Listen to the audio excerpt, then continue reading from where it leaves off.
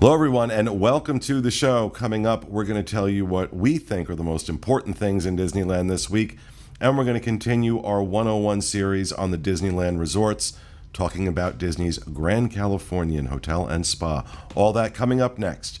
From the Bob Marley Studio in Orlando, Florida, and points around Southern California, this is the Disneyland edition of the DIS Unplugged.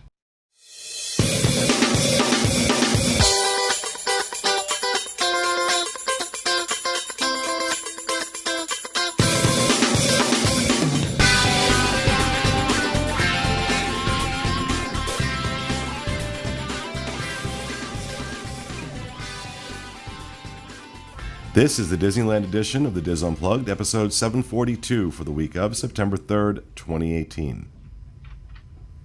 The DIS Unplugged is brought to you by Dreams Unlimited Travel, experts at helping you plan the perfect Disney vacation.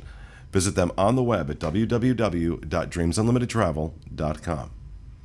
Hello, everyone, and welcome to the show, coming to you from the Bob Marley Studio here in Orlando, Florida.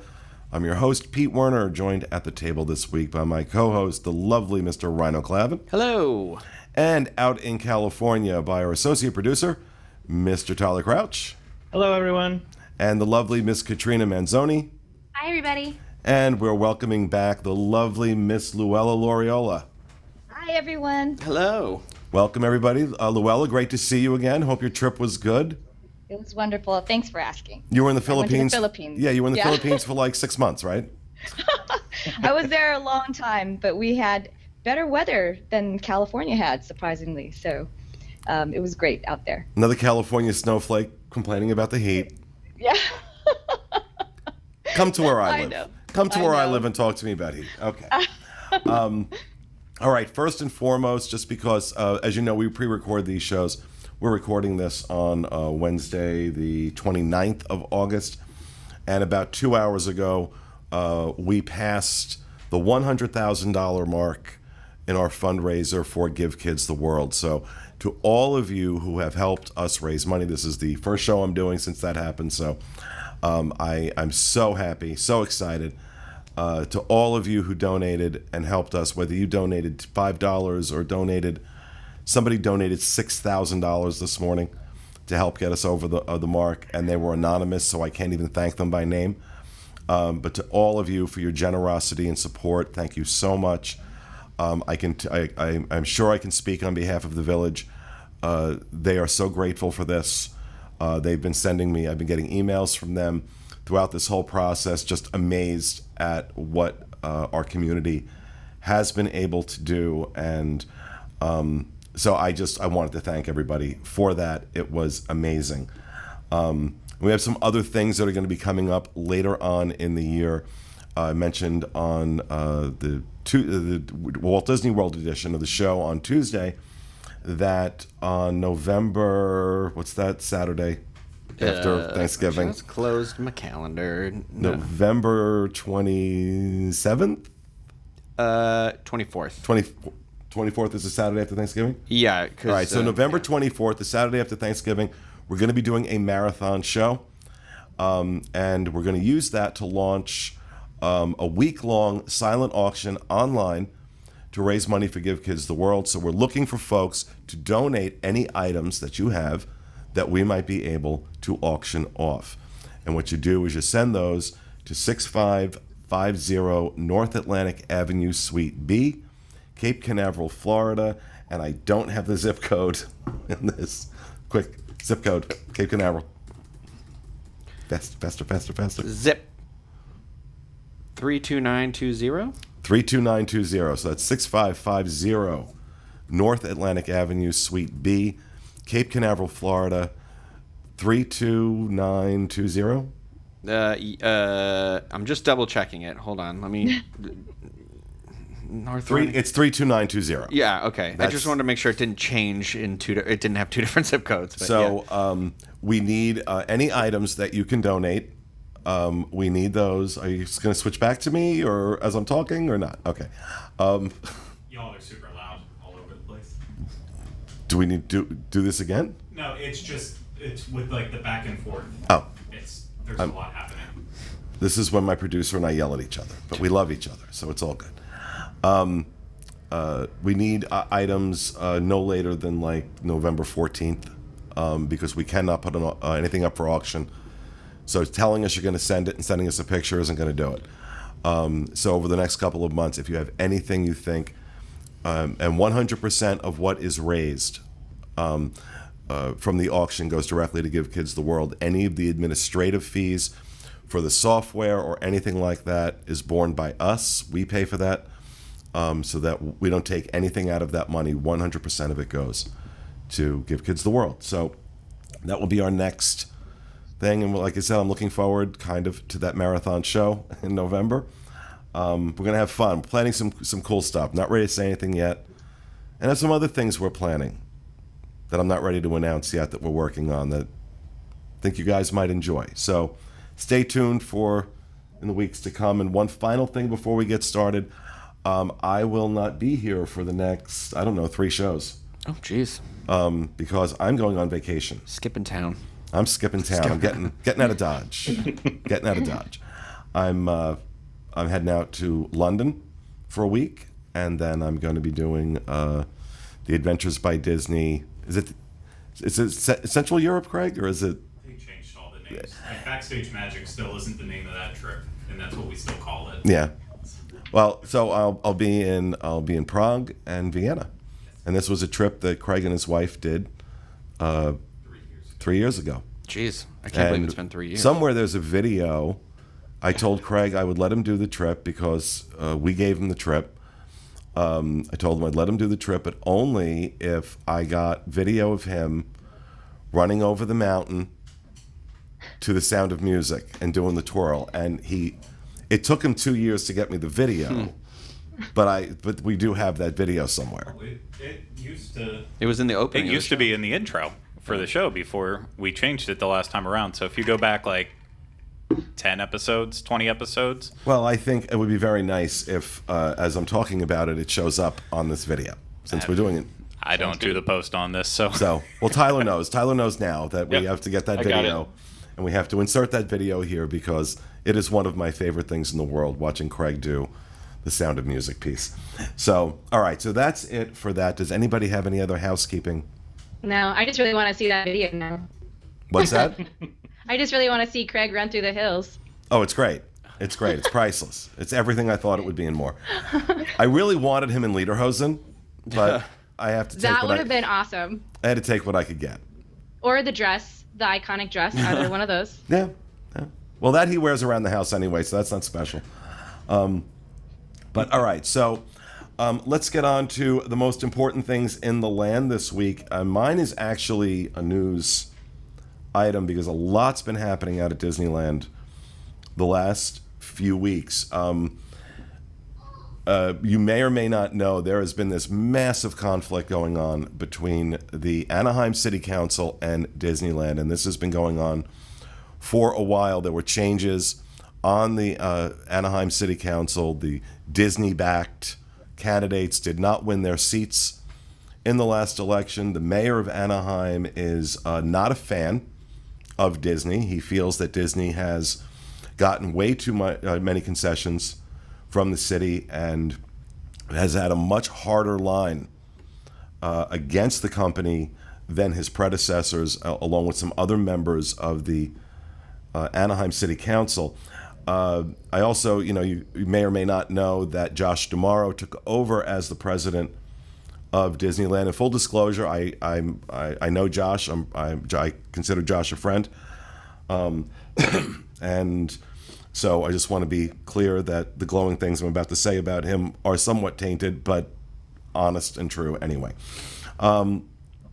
So there, that's been the big thing, with Josh taking over as the head of Disneyland. How is he going to deal with this contentious relationship with the city? Well, that reached a new boiling point a few weeks ago when the Anaheim City Council decided to pull consideration for tax.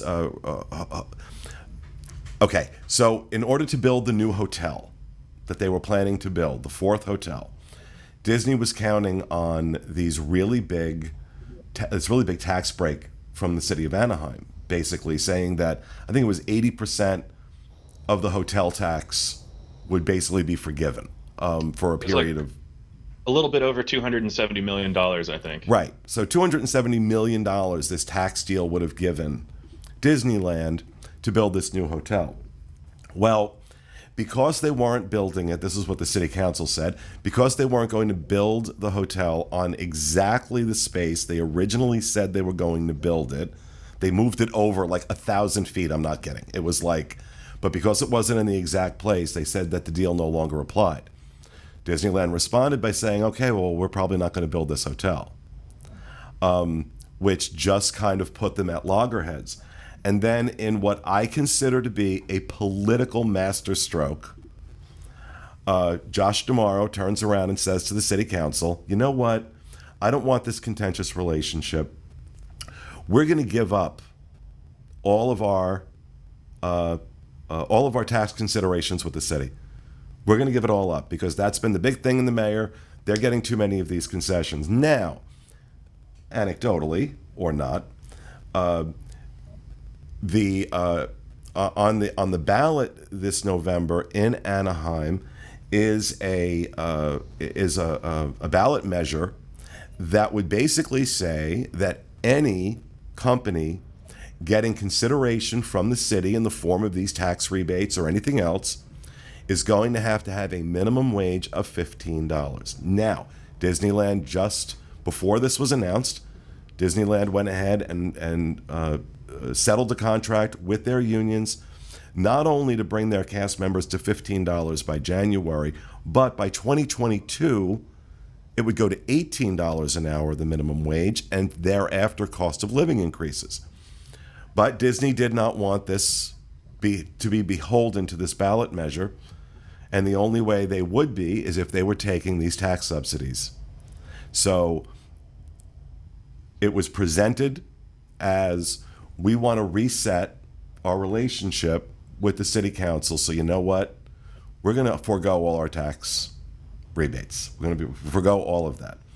And the mayor of Anaheim, Tom Tate, I believe his name is, has bought into that. And he's saying that he considers this to be a reset on the relationship with Disney. It's the only time in the last, I don't know, year and a half, 2 years, there's been really anything positive coming out of the Anaheim City Council towards Disney. So I think this was a brilliant political move. Do I think there was motivation about this ballot measure? Of course there was.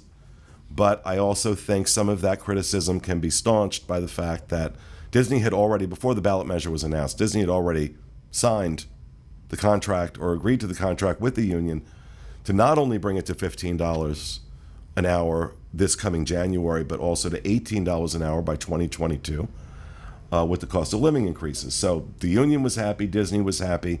Now the Anaheim City Council was happy, and I told you when Josh took over, this guy was going to be, he's the perfect guy to do this. And I think this was a win ultimately for Disney. Now, whether Disney is going to go ahead and build this hotel with their own money remains to be seen. As of right now, that hotel project is indefinitely on hold. So they haven't announced what they're going to do. But what do we think? I'll go to you, Tyler. Do we think that they're going to build this hotel anyway? Okay, so what I do know is that, a lot of businesses closed in that area, including, ESPN Zone, AMC, Earl of Sandwich. And one thing that did recently happen is that Earl of Sandwich is actually looking for new employees right now. So it looks like Earl of Sandwich is going to be reopening again over in downtown Disney. Oh, really? Yeah, so they just put out the word that they want some more employees over there. So I don't know what that means for the rest of the businesses, like Rainforest Cafe, Starbucks, all those places.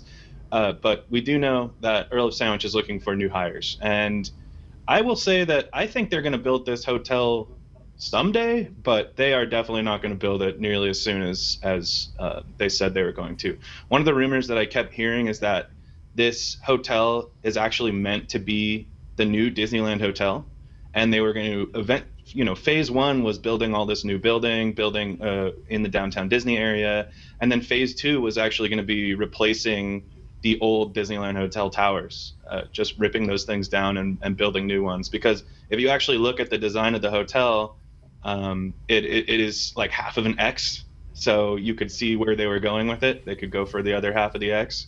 So it's something that they're going to have to restructure completely unless they want to pay this $270 million plus for their taxes. But I think, like you said, Pete, this is like a political thing for sure that Disney's doing, and they realize it was a masterstroke. This was a political masterstroke, brilliantly executed. Brilliantly executed. Yeah, I mean, it's just one of those things that you can tell that, like, not only were they worried about the minimum wages and everything, but also just the fact that they wanted to just work with the city instead. They figured that the $270 million was not as much. It was not as worth as much as just being able to work with the city, because they've had a lot of issues in the past couple of years. Well, and also keep in mind there's another election coming up, and Disney is absolutely backing replacements to a lot of these anti-Disney folks that are on the Anaheim City Council. Right. So the politics of this are not done yet. But, you know, I know enough about Josh D'Amaro to know this man is a natural-born diplomat. I've watched him thread needles that very, very few other people could thread when it came to, you know, dealing with really tough situations. This guy thrives. The tougher the situation, it seems like the better he does. So right now, this is a win. This is a win for Disney. It's a win for the city council. Very few stories in politics where there are win-win. Now, how it's going to unfold from here is anybody's guess. But they've got a good man at the helm. So I was happy about that. So, all right. What about you, Rhino? What's your most important thing in the land this week? Well, this Friday, as of recording this, is the beginning of the return of the Halloween season at Disneyland and California Adventure. So I'm pretty excited about that. That starts September 7th and runs to October 31st. So they, of course, have Halloween parties. They do the Cars Land overlay, which we really liked. Last year they had the big Headless Horseman statue that was up outside of Carthay Circle in that area on Buena Vista Street. They got the Return of Monsters After Dark is coming. Luigi's Honkin' Halloween. There's Mater's Graveyard Jamboree, which Craig loves. They'll have all the characters in the costume. You've got Haunted Mansion Holiday, the Main Street. I love when they have all the pumpkins on Main Street. They have Space Mountain Ghost Galaxy. And just like I said, they have their Halloween party that is different than ours, but it's got the Frightfully Fun Parade, the Halloween Scream Fireworks. I already said Haunted Mansion Holiday, but for me, the thing about this event that I am most excited about is the food. So they released Disney Parks blog. I think it was last week, released a list of all the types of food, and my goodness, there's tons of stuff. Like there are, obviously the normal stuff, which is all like the candy apples that they decorate for Halloween. So there's like the mini witch apple, Jack Skellington apple. You know, nothing groundbreaking here, although pumpkin fudge sounds delicious. There's churros is the name of the game. There's like 10 different flavored churros here. The one that excites me the most is the pumpkin spice flavored churro with the dipping sauce. That sounds amazing. Excuse me. There was I just lost my place. There's the pumpkin spice beignets that are coming around. Those are so good. Yeah, I'm a sucker for anything pumpkin spice because I'm a 13-year-old white girl, and but there's at Rancho del Zocalo, they have the frozen horchata, which sounds really good. There's where's the other? There was another thing that I was like, oh my god, I would fly here just to try this. There's like it's all pumpkin muffins, pumpkin cheesecake. There is there's this lemonade that looks really cool. That's like this green lemonade that's got the like the red dripping, so it kind of looks like it's not blood, but it is blood. It's green apple spell lemonade, so it's sour green apple, cherry poppin' pearls, and raspberry sauce that just looks so good. And there is pumpkin bread pudding that you can get at the Pacific Wharf Cafe that I am I love bread pudding. These are the moments I hate being on this diet.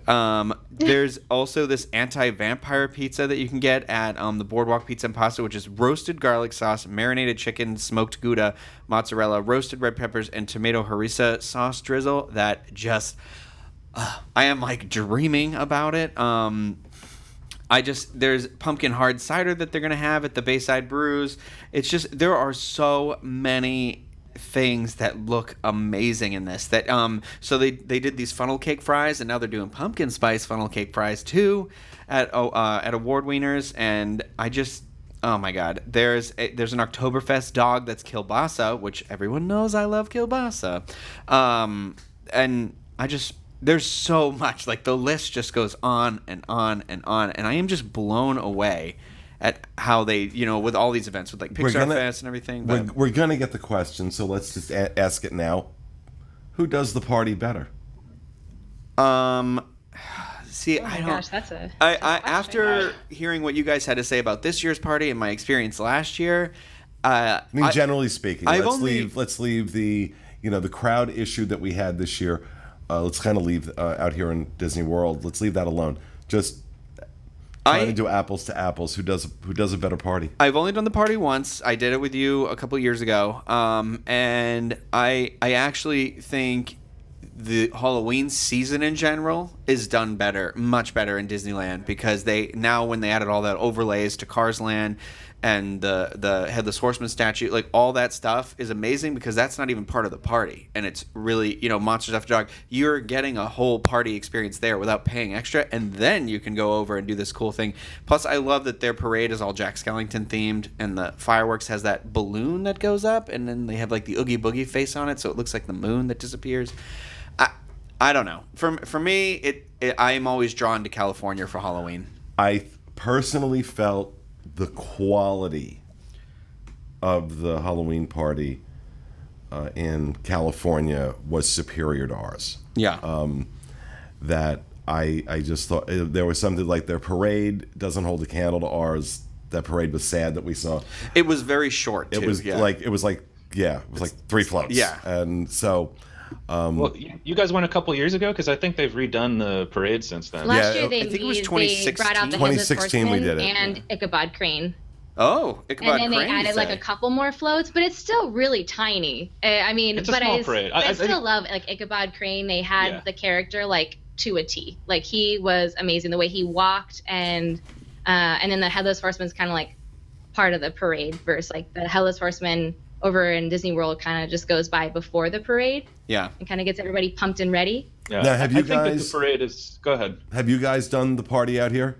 We have. Yeah, So what we've do you done think? both multiple times, and I have to agree with you guys that I think that the Disneyland one is superior. I was about to say the one thing that I think is better in World is the parade, but other than that, the fireworks are really cool too, because they're on just an epic level.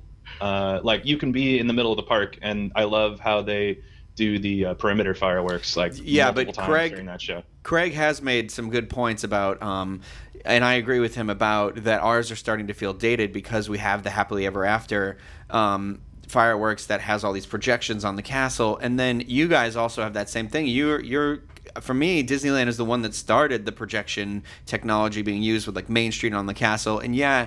Yours doesn't really have projections yet, but you do a little bit more because, like I said, you have that balloon and like so it feels like you engage in the environment a little bit. I'm jumping in though. The big difference. Oh, yeah, that's right. It's black, so you can't see me anyways. You're gonna look at Rhino. The big difference is our fireworks go off every single party, and they don't always at Disneyland. So if you're paying all that money and you get a parade, and what I found when I did their party is their trick-or-treating is about 3 times as long as our lines are. So when Yeah. you start adding those two things right together, you get a smaller parade, not as grand, maybe no fireworks and longer trick-or-treating. And no castle show. They don't do the I castle show. think either, it's so. hands down, as much as I hate our party, I think it's superior.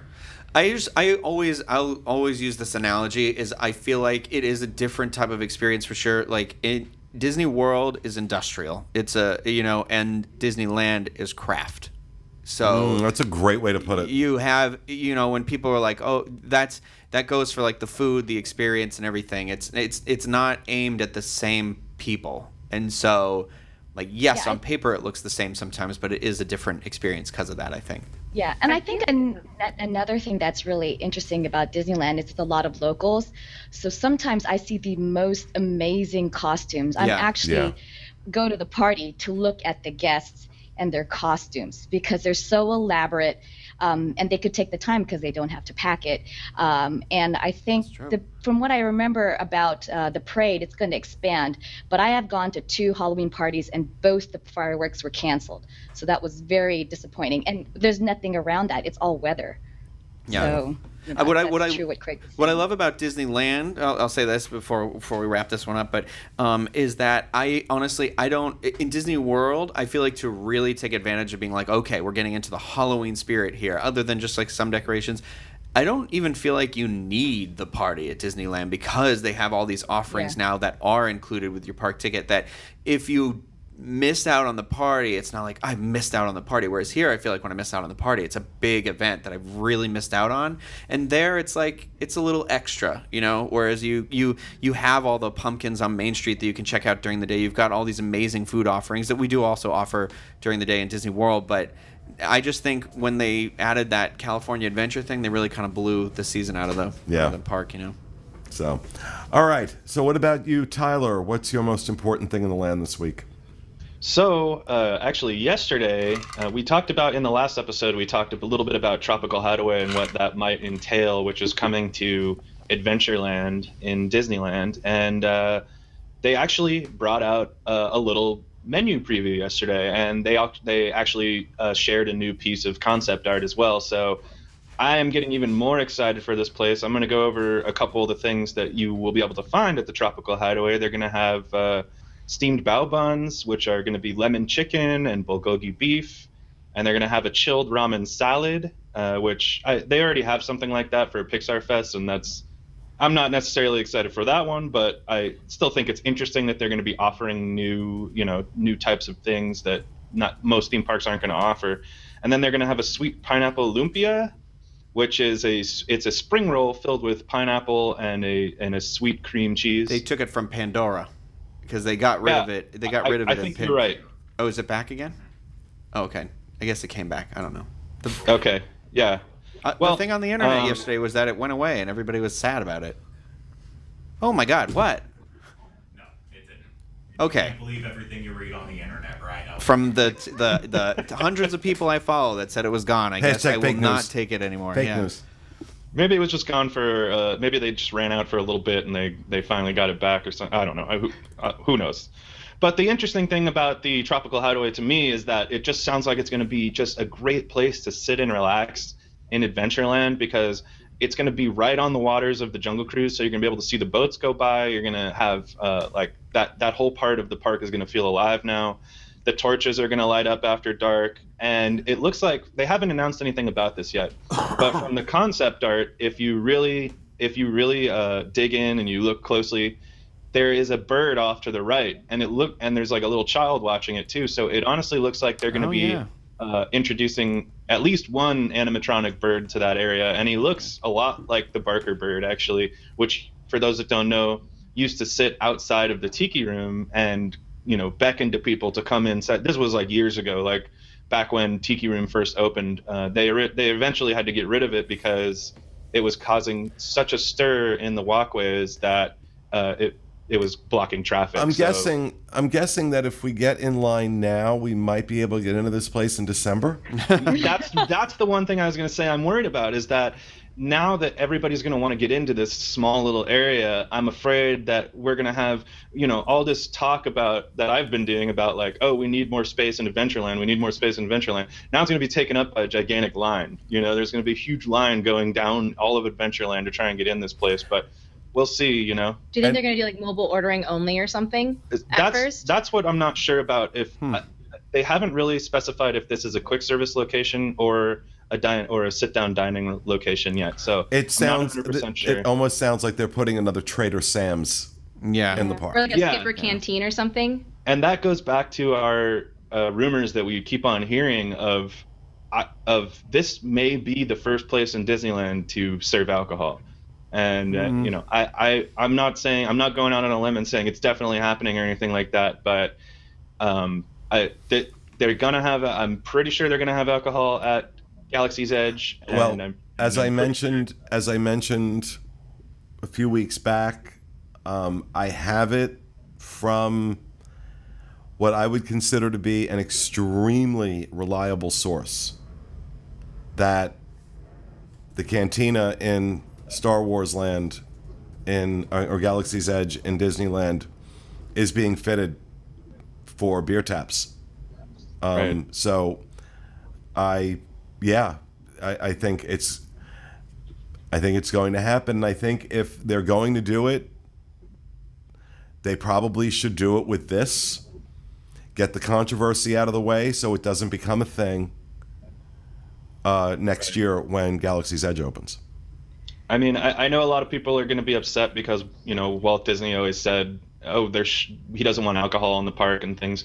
But he also said there should be no mustaches at Disneyland either. So it's just like the man who had there's the a lot mustache? of things that are just kind of changing over the years. And it's just, I don't know, it's kind of inevitable that something like this would happen. And we brought up in a past discussion that California Adventure and Epcot serve plenty of alcohol, and I've really never seen anybody get real messed up at those places. Maybe at Epcot once or twice. I was going to say, have you been to Food and Wine Festival? Yeah, I mean, like when you people are trying to drink around the world- you when you leave Epcot during the festival, when you're we're storming. Okay. When you leave Epcot during the festival and you get out onto on the highway, cops are lined up. Cops are lined Yeah, we only up. see like, you know, the monorail to the hotel, so we don't really park there and like leave. So I don't think we've ever seen that. But So it's a thing. It's a thing. And then I did want to say one more thing, and this is going to be kind of a quick one, I guess, but just real quick, Bugs Land is going to be closing in a few days. It's actually closing on September 4th.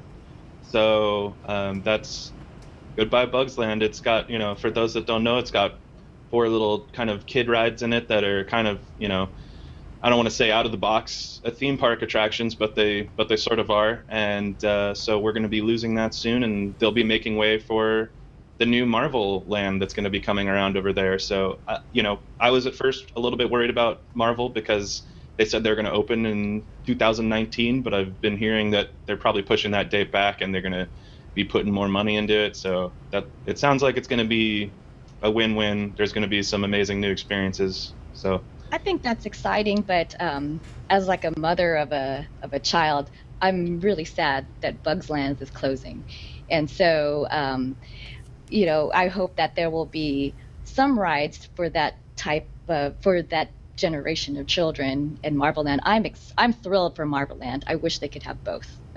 So yeah, that's there's no space though. All right, Katrina, what about you?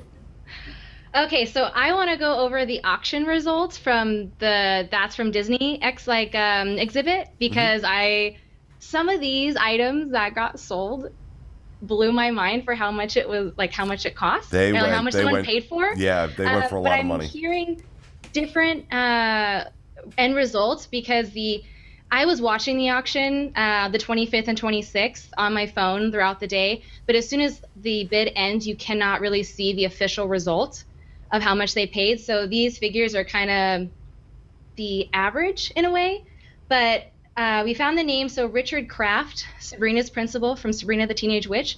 Come on. So he's not the same guy. It's not the same guy. I just liked his name, Richard Kraft.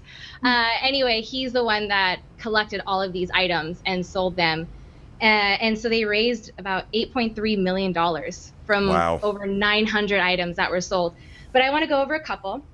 So obviously the biggest one that was sold, the highest ticket item, was $540,000, over $500,000 for a Skyway bucket. Wow. Like, it just blew my mind. And then another one, $420,000 for the Dumbo ride vehicle. Apparently Drew Carey bought it. Really? is what the speculation was. And then I'm gonna just like go off and say that I was watching these items being sold, like the Dumbo themed stuff, and it looked like the same person pretty much won all of these auction items. And if Drew Carey bought the Dumbo ride vehicle, I'm assuming that he probably bought like the majority of items for Dumbo. So maybe he's a big Dumbo fan. He was live tweeting the entire auction. Was he really? Yeah, he was live tweeting the entire auction. Oh, okay. Yeah. I didn't know. But anyway, that's cool to know. Actually, now I kind of want to look at it. She found that they only tell you who won, and she found that the first letter D was in all of them, and then also the last number was there. It was always 9, so that was his username, and so it seems like he bought a lot of stuff. And then Sweet Jose from the Enchanted Tiki Room sold for $370,000. Wow. And then this one kind of blew me away. So like we talked about before, the Peter Pan ride vehicle we thought was going to be $100,000, and I've been hearing that it's sold for about $253,000. And just the entry sign for the Pirates of the Caribbean ride. And this isn't even like the main marquee. This is just like a welcome to the ride, like just like a little sign, and it sold for $230,000. Good Lord. And just little things like that. It was insane. There was one I wanted to talk about. Oh, the big D sign, the big light up D sign for the Disneyland Hotel. That was a bargain compared to everything else. It apparently sold for $86,000, $86,000 and some change. And according to rumors, David Copperfield won that auction. And then the Sweet Sea Serpent went for a mere $80,000. So I mean, where was any gonna like put it? Like that was one of my favorite things, actually. Yeah. I mean, and I have no space for it. But. I want to say like and then. I want to say maybe another one, the Melted Snow White. I tweeted about it before the fairest of them all. I guess apparently it only sold for about $3,000. Oh. Wow. And and then there was then I want to talk about the stretch portraits for Haunted Mansion. So there was 4. They were sold individually. Each one, the Widow, the Dynamite Guy, and the Tightrope Girl, sold for about $160,000 a piece. And then the Quicksand Men sold for $350,000. Wow. And so I'm wondering, like, what did Neil Patrick Harris buy? Like, yeah, really. That's like my question. And like John Stamos, because they're always there. So I was like really curious on like if they bought any of those paintings. And then, is there any other ones I really want to mention? Mr. Toad's ride vehicle went for about $140,000. And the Doom Buggy, one of the Doom Buggy ride vehicles, sold for about $190,000. So, okay, these like you could buy a house for what you're paying for a lot of these items. So obviously these are multi-millionaires buying this stuff.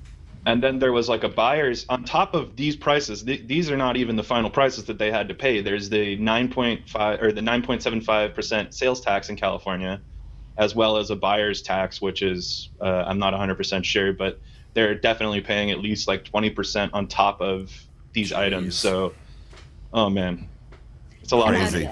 Yeah. What did you get, Pete? Yeah, nothing. Out of my league. Out of my league. But, I watched the Dumbo one, and I was just floored at the starting at 100,000, and it just escalated so quickly. I wasn't even there. And my heart was going all crazy, and I saw Drew Carey just keep putting up his thing.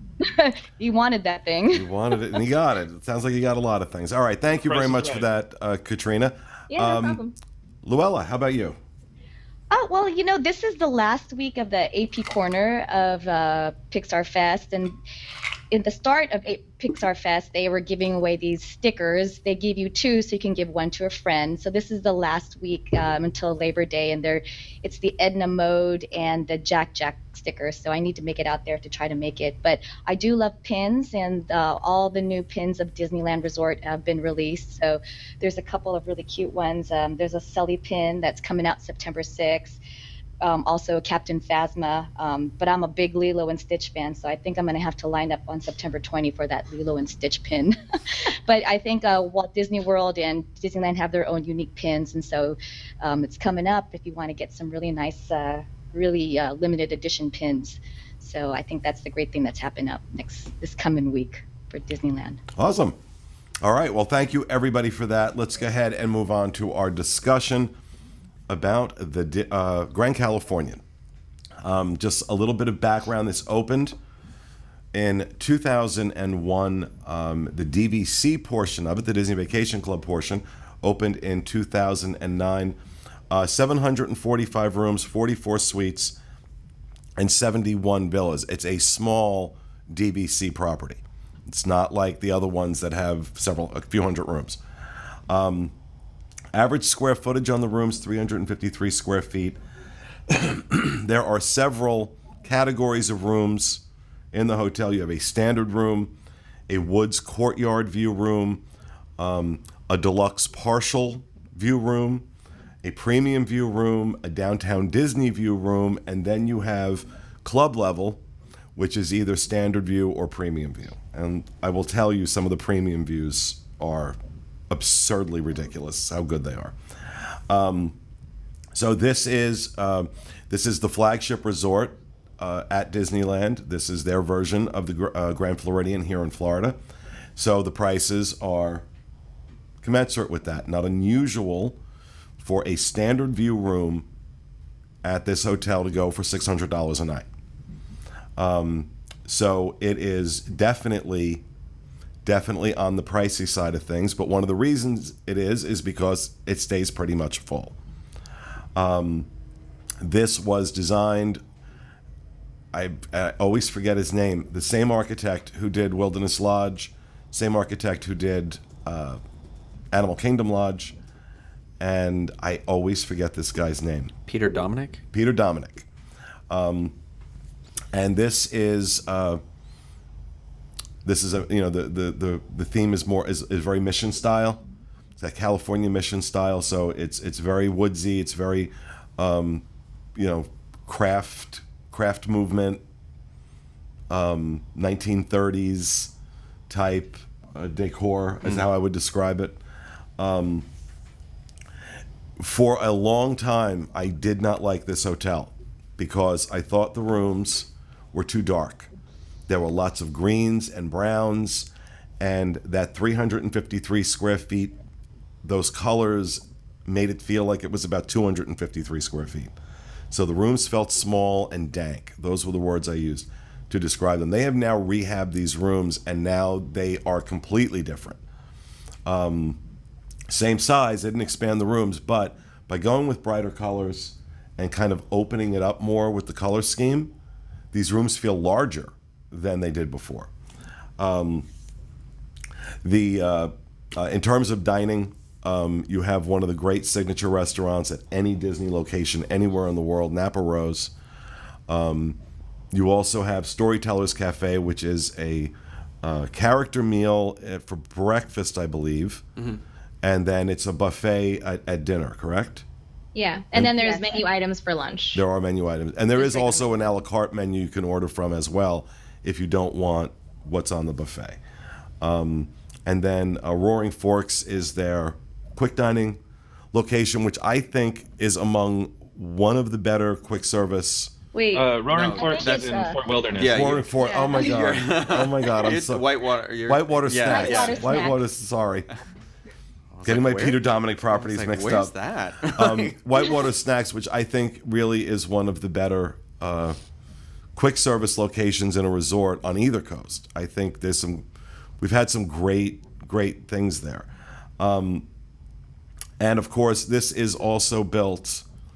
You're missing one. You didn't mention the Hearthstone Lounge too. Yeah, well, the Hearthstone Lounge. Well, you can order. It's not a dining location. Oh, okay. Per se. It's a lounge. Yeah. But the Hearthstone Lounge is also a great place. But I want to mention that this resort basically enters into or exits into California Adventure.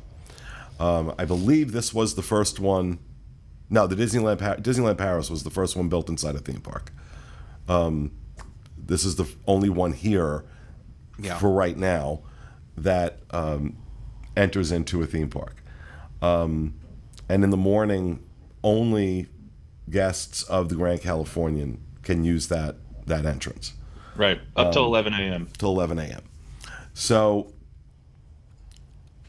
let's talk about. I'm gonna go to you, Luella.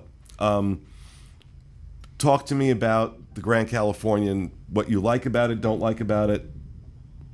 Well, I was in agreement with you. A couple years ago, we stayed there, and I felt the money that I paid for the room and the dankiness just wasn't worth it. I still love the Disneyland Hotel, but we just stayed at the Grand not too long ago, and the refurbishment and the lighting and whatever they did, because it's the same amount of square footage, is, hands down, it's now become one of our favorite hotels. And there's a lot of little Disney touches which I felt they didn't have before. So it's not Mickey, but you can find Chip and Dale hidden somewhere, Bambi, and it's just so cute. And so it still sticks with that California woods theme, but it's much brighter. I feel it's a little bit more Disney, and we just love it. And you can't beat the location. So I think one of the best things, especially with little kids, is that location. To be able to just go into DCA and just literally roll out of bed if you wanted to is such a wonderful touch. I never felt that the Disneyland Hotel was far, but once you stayed at the Grand, I mean, it is just like a hop, skip, and a jump. And they have great food, and sometimes we just like to hang out in the lobby. So I think that's a nice thing that hotel has too. It's this really grand, inviting lobby. So it's in the pricey range, but now I feel that money, it's a lot of money, but it makes more sense than in years past to pay that money. And also, while you're talking about the lobby, they will servers from the Hearthstone Lounge do work in the lobby, so you can order drinks and even snacks and things if you want to sit in the lobby as opposed to. I didn't realize that till the last time we were there, because my room was over the lobby, and I'm looking down and watching people get served, and I was like, oh my gosh, that's awesome. And they had to, because the Hearthstone Lounge has become so popular. Yeah. That it's not unusual, especially in the evening, to go in there and there's no seats. You can't find a seat. So they kind of had to expand their offerings. But that is a nice touch. Now, Luella, in terms of having kids, yes, at this resort, what's your impressions? I think it's great.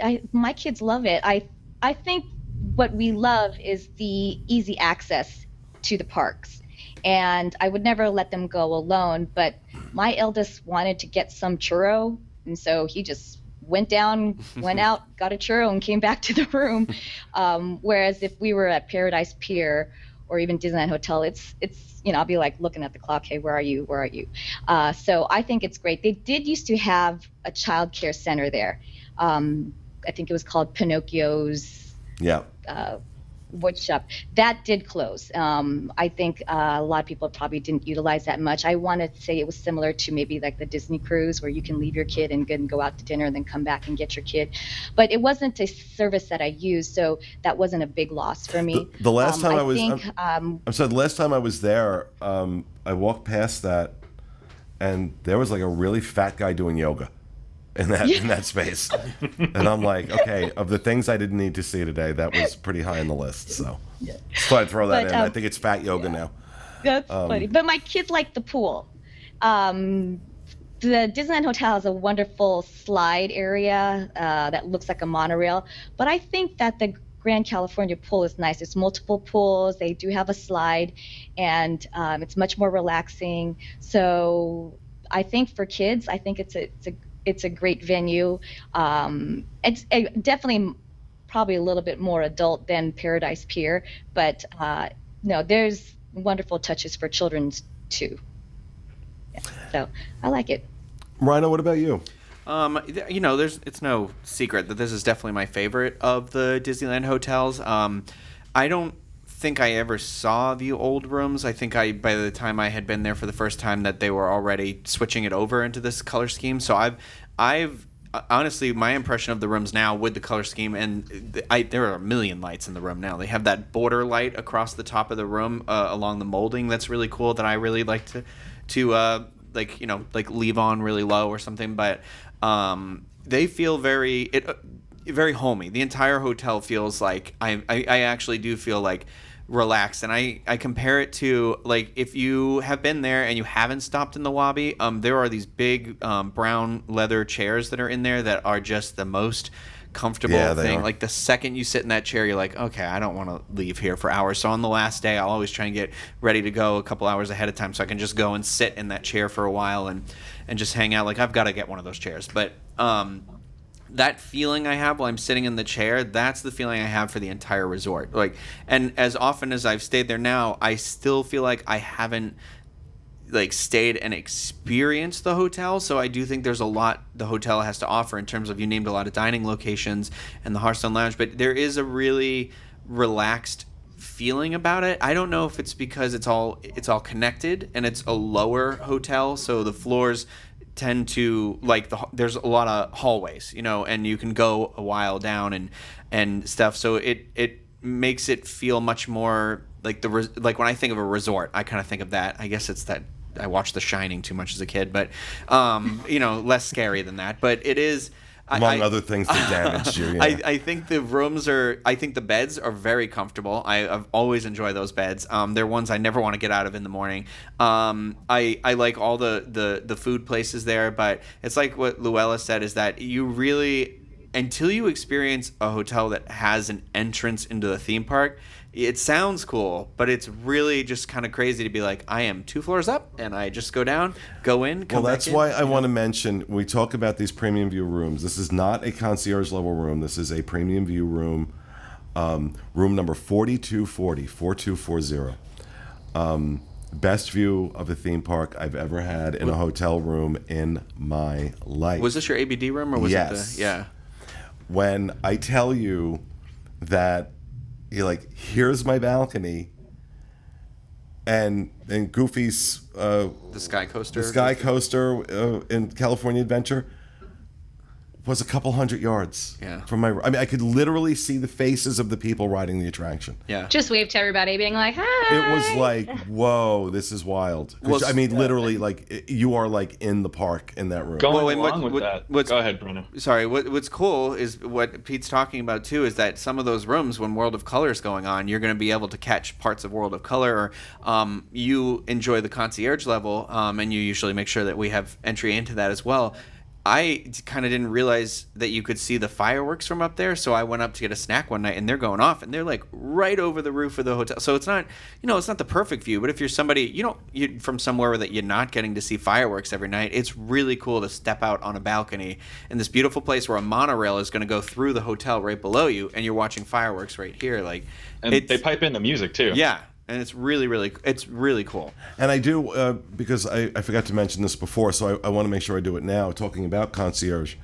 The premium for concierge in this hotel is more extreme than in any other Disney property. If that standard room you're getting is $600, then that standard room in concierge is going to be about another $400 or $500 a night.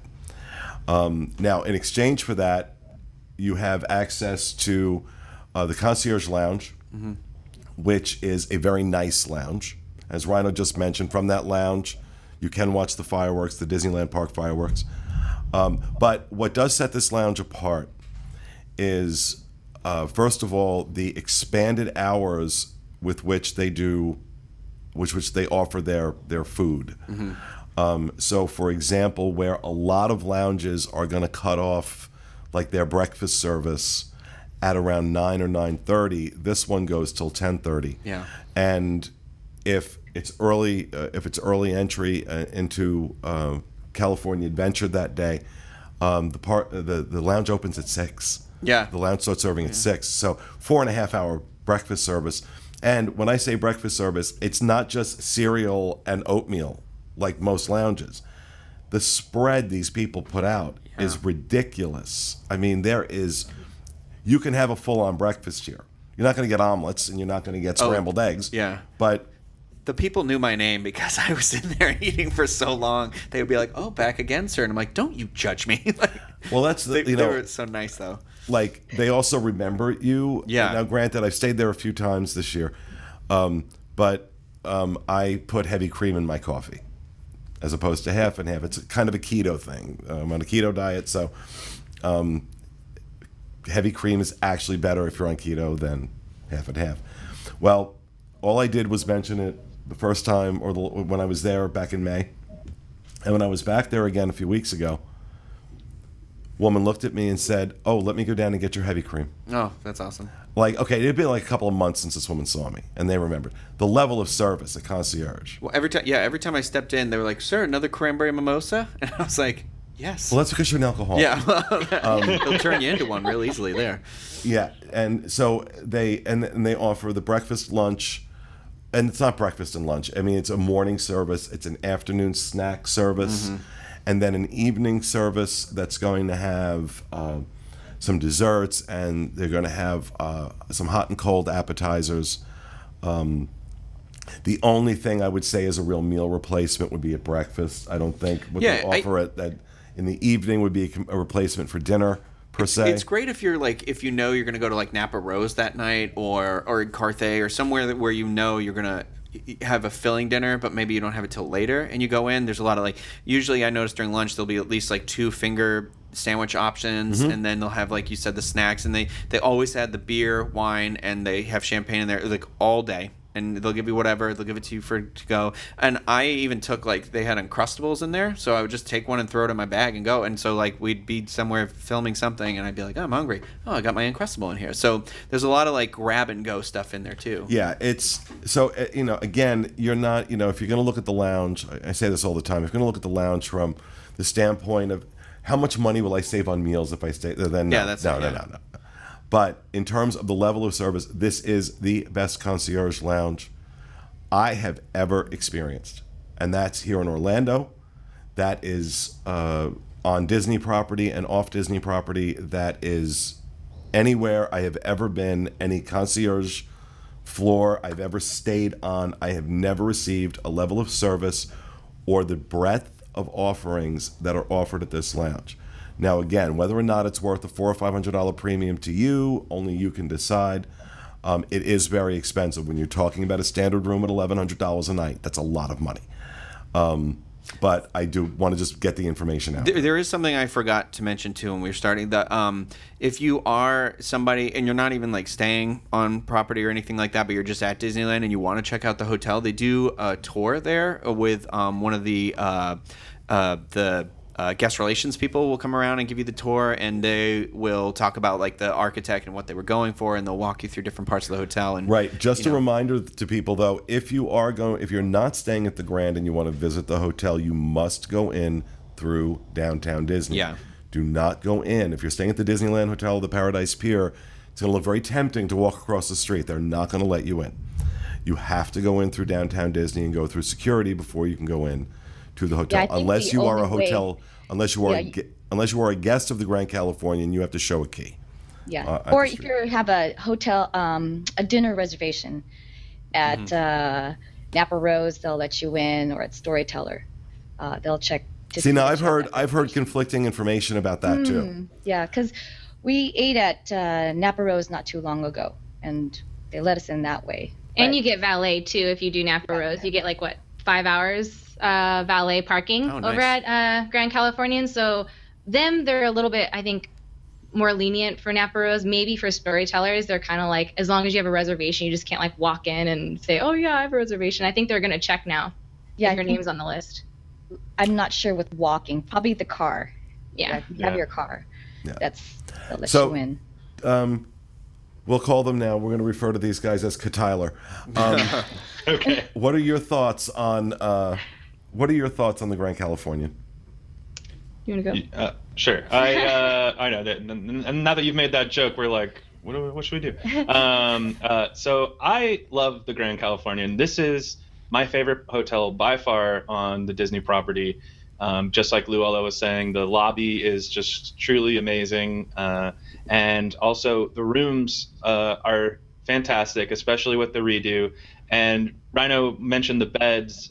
They are super comfy, but one of my favorite things about them is that they're actually off the floor. They're off the ground. Elevated. They're elevated, so you can actually put a bunch of, your luggage underneath, so it doesn't, you don't have luggage taking up all the space everywhere. And then the other great thing about the rooms is that they have brought them into this century with how many USB plugs and different outlets there They're all 8 over the place. I think we counted 8 USB ports in that room.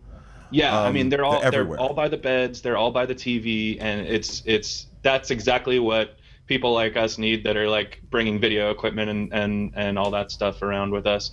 So I love those little touches. And then my going with the talk about the view, Pete. One time I stayed in a room that was right next to Grizzly River Rapids. So that is the water ride that they have. That's a lot like the Cali River over in Animal Kingdom.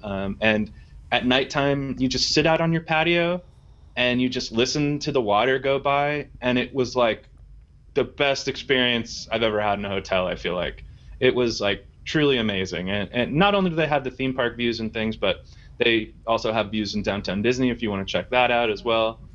So overall, by far my favorite hotel over there at Disneyland. We have heard complaints, and I've experienced it once myself, with those downtown Disney view rooms, that sometimes the noise from downtown Disney can keep you awake.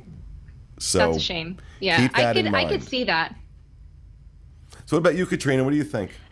Okay, so I don't think anybody's talked about like the coolest part of, I don't know, it's not the coolest part of the hotel, but when you just like pull up and you like walk in, there's these like sliding doors, like it's stained glass doors, and it's just so beautiful because it's kind of like getting you ready to go inside Disney California Adventure, because you see like Grizzly Peak on there, and it's just so beautiful. And then you walk in and you see this like grandeur of this hotel, and it's so open, it's so bright and happy. Well, not bright and happy, but it's just like bright going into like you're in like Southern California, but then all of a sudden you just get transferred over to like Northern California Lodge. It's just so beautiful. And then like Tyler said, and like everybody said, the rooms are bright. The elevated beds just kind of like help with putting like a whole bunch of stuff under there, so you have tons of room to walk around.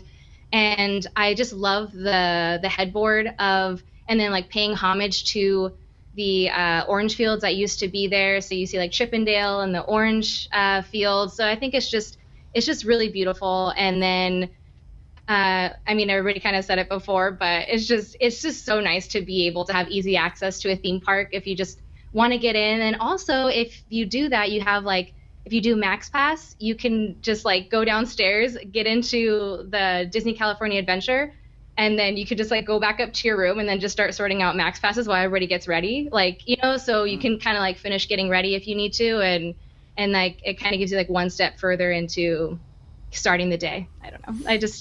I love this hotel. I cannot gush enough about it.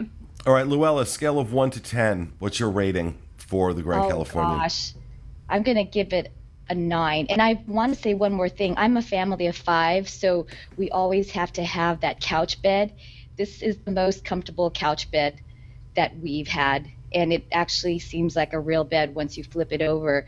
So for a family of 5, I think this is a great space. And also I say 9, close to 10, maybe just because price.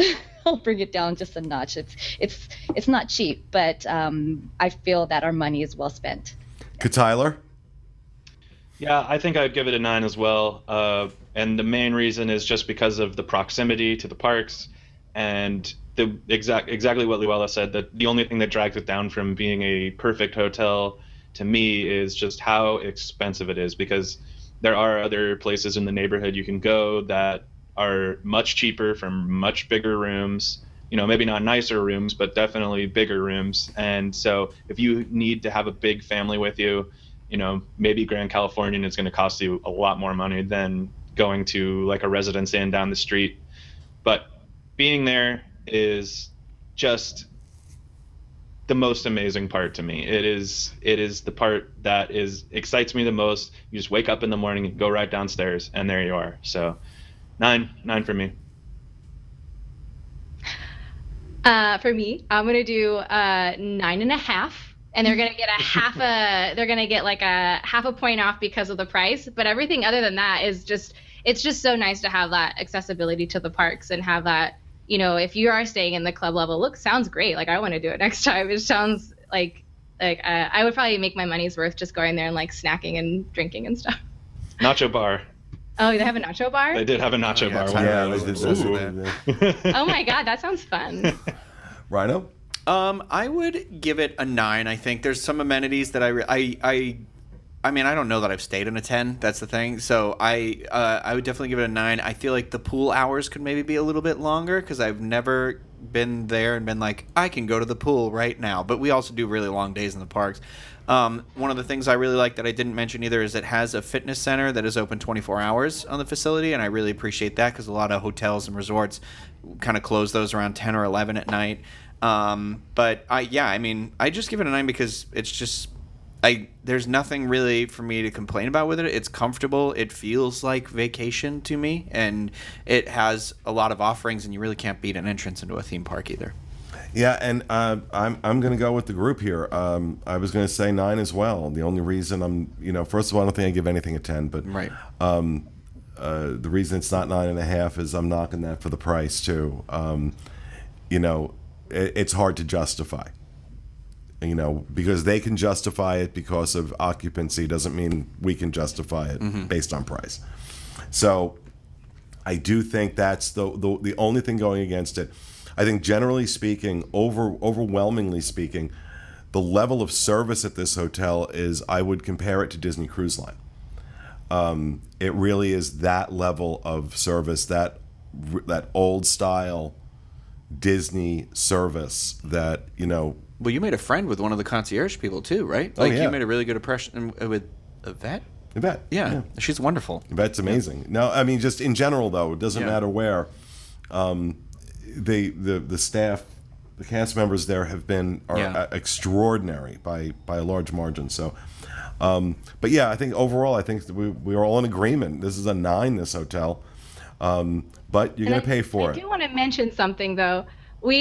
Part of the name is Hotel and Spa, so I just want to mention that there is a spa in there from Senses Spa, and I've never personally been, but I don't know, Pete, do you have something to say about the spa and if it's like worth it or not? Yeah, you know what?